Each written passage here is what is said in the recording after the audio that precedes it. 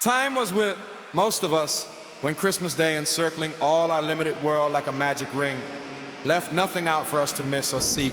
Bound together all our home enjoyments, affections and hopes, grouped everything and everyone around the Christmas fire, and made the little picture shining in our bright young eyes complete. Time came, perhaps also soon, when our thoughts overleaped that narrow boundary, when there was someone very dear we thought then, very beautiful and absolutely perfect, wanting to the fullness of our happiness.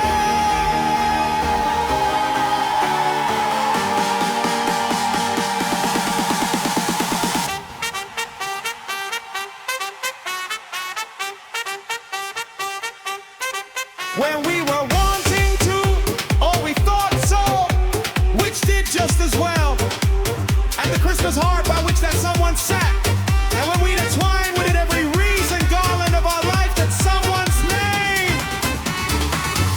That was the time for the bright visionary Christmases, which have long arisen from us to show faintly off the summer rain, the palest edges of this rainbow. That was the time for the beatified enjoyment of things that were to be and never were, and yet the things that were so real in our resolute hope that it would be hard to say. Now what realities achieved since have been stronger. What? Did that Christmas never really come when we and the priceless pearl, who was our young choice, were received?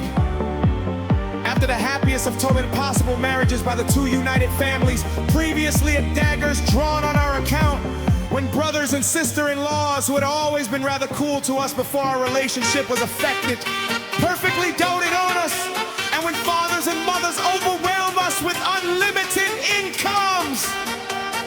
Was that Christmas dinner never really eaten?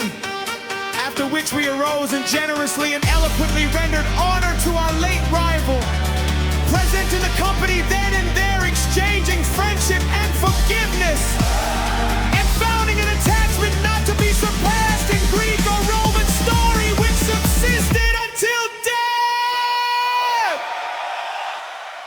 Has that same rival long ceased to care for that same priceless pearl and married for money and become usurious? Above all, do we really know now that we should probably have been miserable if we had won and worn the pearl, and that we are better without her? That Christmas, when we had recently achieved so much fame, when we had been carried in triumph somewhere for doing something great and good, when we had won an honored and a noble name and arrived and were received at home in a shower of tears and joy. Is it possible that Christmas has not come yet?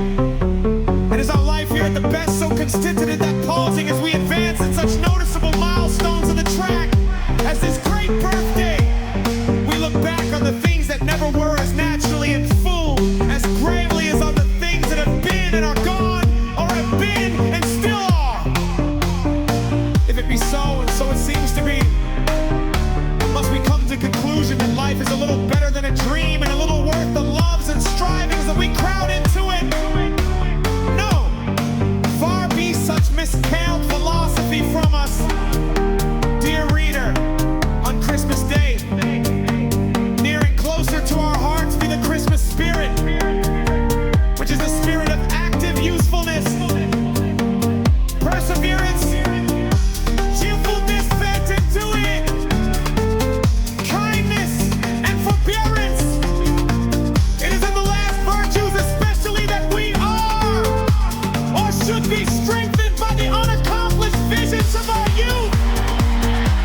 For who shall say that they are not our teachers to deal gently with the impalpable nothings of the earth? Therefore, as we grow older, let us be more thankful that the circle of our Christmas associations and lessons that they bring expands. Let us welcome every one of them and summon them to take their spaces by the groundless heart. Old aspirations, glittering creatures of an ardent fancy, to your shelter underneath the holly. We know you and have not outlived you yet. Welcome old projects and old loves, however fleeting, to your nukes among the steadier lights that burn around us. Welcome all that was ever real to our hearts, and for the earnestness that made you real. Thanks to heaven. Do we build no Christmas castles in the clouds now?